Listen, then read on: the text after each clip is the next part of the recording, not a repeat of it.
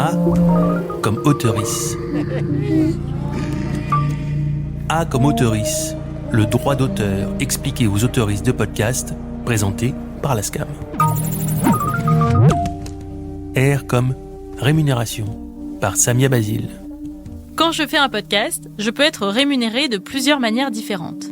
D'abord, au moment de la création du podcast, c'est-à-dire quand un producteur finance mon projet. Ensuite, je peux percevoir encore une rémunération au moment de la première diffusion. Et encore après, tant que mon podcast reste en ligne. Oui, les droits d'auteur, concrètement, c'est des sous. C'est une somme que vous percevez en échange de la diffusion de votre podcast. Alors, c'est pas ça qui vous rendra riche, malheureusement, ou en tout cas pas tout de suite. L'économie du podcast est encore assez faible pour l'instant. Mais quand même, c'est des sous auxquels vous avez droit puisque votre œuvre est exploitée par un tiers. C'est symbolique, mais c'est important. Sandrine Ferrat, responsable du pôle média à la SCAM, m'a expliqué qu'on peut percevoir cette rémunération si l'entreprise qui diffuse le podcast a signé un accord avec la SCAM. Et en vertu de cet accord, l'exploitant verse une somme convenue, négociée, pour couvrir les droits d'auteur des œuvres protégées qu'elle exploite sur sa plateforme. Par exemple, vous avez fait un podcast produit par Slate.fr. Slate va le diffuser sur Internet et sur toutes les plateformes de podcast. Et comme ce studio a signé un accord avec la SCAM, il va lui envoyer une liste de toutes les œuvres diffusées qui relèvent de son répertoire. C'est important, très important et incontournable parce que c'est cette documentation diffuseur qui va nous permettre de repérer les œuvres déclarées par les auteurs dans ce programme.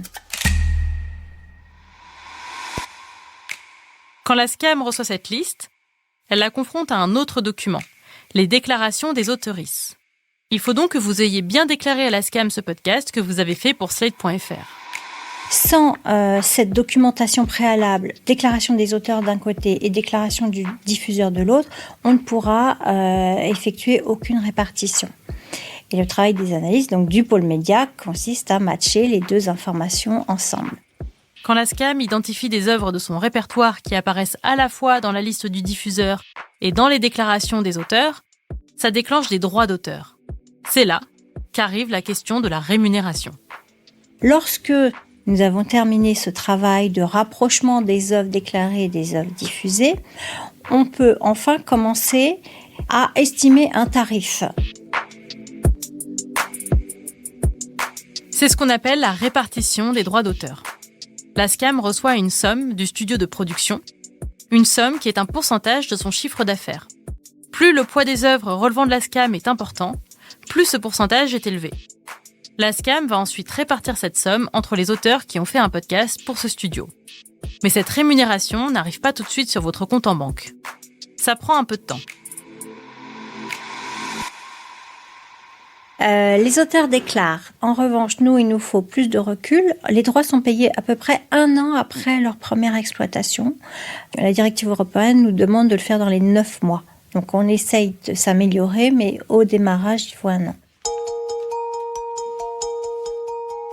Attention, vous devez avoir déclaré votre podcast dans les 3 mois après sa diffusion pour percevoir ses droits d'auteur.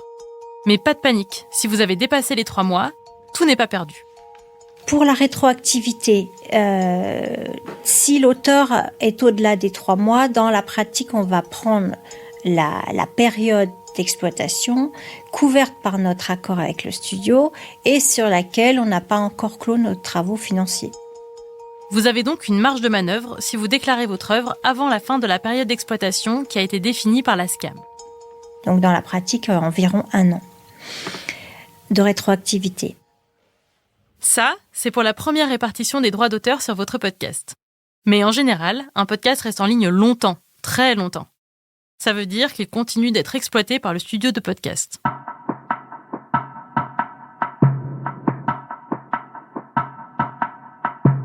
Tous les ans, vous toucherez donc une nouvelle rémunération et ces droits d'auteur seront pondérés en fonction du volume d'écoute. En gros, plus le podcast est écouté, plus vous aurez de sous. En revanche, le montant de la rémunération n'est pas lié au format du podcast, en tout cas pour le moment.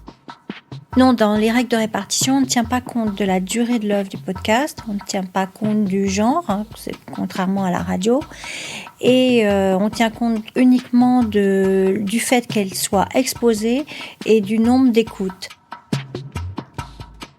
Il y a un dernier paramètre pour définir le montant que vous allez recevoir.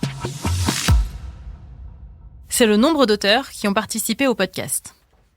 S'il y a co-auteurs, les droits, en revanche, seront bien sûr partagés entre les auteurs en fonction de la clé de partage qui sera définie par les co-auteurs eux-mêmes et co-signée sur le bulletin de déclaration de l'œuvre.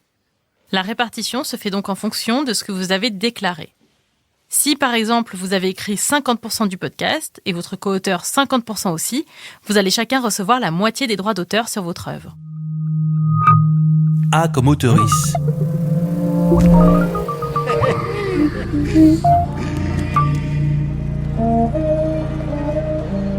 Je pourrais pas vous dire exactement combien vous allez percevoir. Ça dépend de l'accord entre la SCAM et votre diffuseur. Ça dépend aussi du chiffre d'affaires de votre diffuseur. Et puis, au bout d'un an, ça dépendra du volume d'écoute de votre podcast. Mais maintenant, vous savez comment ces droits sont répartis. Alors, si vous êtes prêt ou prête à passer à la déclaration, vous pouvez écouter la capsule sur le sujet. Vous avez écouté A comme auteurice, un podcast de la SCAM, écrit par Samia Basile et réalisé par Emmanuel Beau. À la production Isabelle Durier, une série produite par Wave Audio. À retrouver sur toutes les plateformes.